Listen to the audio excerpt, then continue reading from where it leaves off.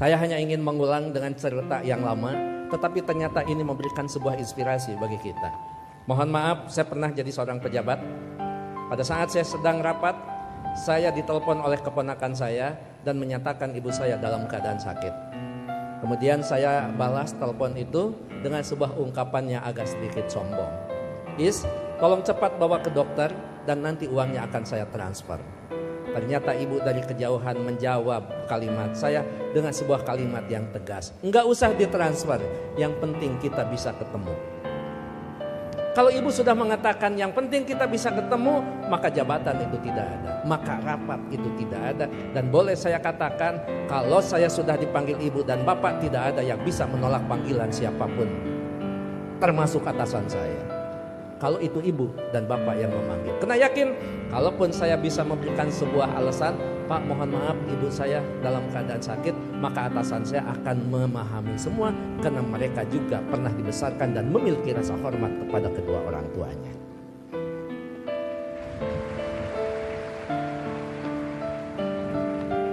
Pukul 8:30 malam saya pulang. Dan saya sama seperti Anda, mungkin saya lebih kampung daripada Anda yang hari ini di wisuda. Saya tidak dilahirkan di tengah kota, saya dilahirkan di kaki Gunung Papandayan yang sekarang terkenal dengan tempat wisata Kawah Papandayan. 3 jam saya sampai di rumah, 11:30 saya sampai di rumah. Ternyata ibu dalam keadaan segar bugar, tetapi saya tidak menunjukkan perasaan suudzon kepada ibu. Kenapa? Ternyata di situ ada hikmah. Bagi seorang ibu dan bapak dalam keadaan sakit, kemudian dia menunggu anaknya terkasih dan tersayang, maka pada saat dia bertemu, maka kehadirannya lebih mujarab daripada obat yang diberikan oleh seorang dokter. Catat itu. Ibu tidak hanya menunjukkan segar dan bugar, tapi ibu juga tetap memperhatikan kesukaan makanan anaknya. Saya dimasakkan sayur kacang merah, saya digorengkan asin peda, saya dibuatkan sambal terasi, dan saya juga dibakarkan pete. 11:30 malam, coba bayangkan ada sayur kacang merah, nasi putih, bakar pete, dan belum peda ditambah sambal terasi. Boleh dibayangkan setelah wisuda.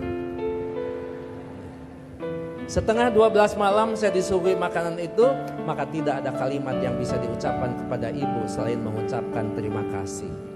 Padahal saya tidak biasa makan malam, kecuali makan nasi di waktu malam. Ya saya makan.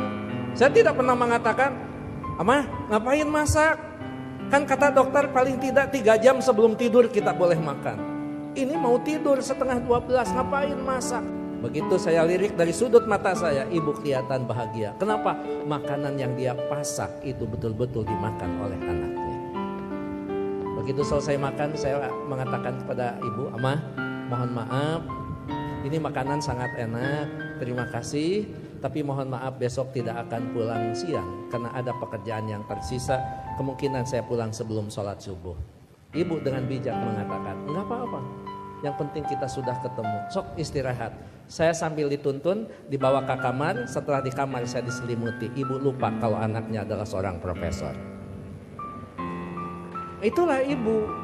Jadi Anda mohon maaf baru juga ahli madya ya. Ahli madya, ibu mau nyelimutin. Ngapain? Ini baru di wisuda. Ada yang lebih tinggi lagi. Masa mah disimutin, ini tekan sarjana. Nggak ada di depan orang tua itu. Jangankan ahli madya, sarjana, master, doktor, seorang profesor di hadapan ibu, di hadapan bapak, tetap kita adalah seorang anak yang perlu menghormati mereka.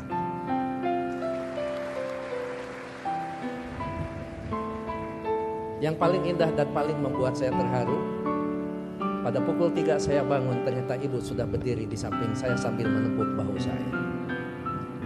Cepat kamu bangun, jangan lupakan sholat sepertiga malam terakhir. Kenapa? Kamu bisa mendapatkan yang semua ini bukan karena kepintaran kamu, jangan-jangan bukan karena kecerdasan kamu, mungkin keberuntungan doa kita dikabulkan oleh Allah Subhanahu wa Ta'ala. Jadi ibu masih khawatir tentang anaknya. Ibu khawatir anaknya merasa pintar sehingga pintar menjadi sebuah kesombongan. Ibu masih khawatir anaknya cerdas menjadi sebuah kesombongan. Bahkan melupakan siapa yang menentukan takdir segalanya pada kehidupan kita. Itu pada profesor itu. Jadi tolong ibu bapak, sebagai orang tua, anak kita hari ini di wisuda, tetap mereka adalah anak kita yang perlu kita luruskan pada saat mereka terlempar dari jalan yang memang ditentukan.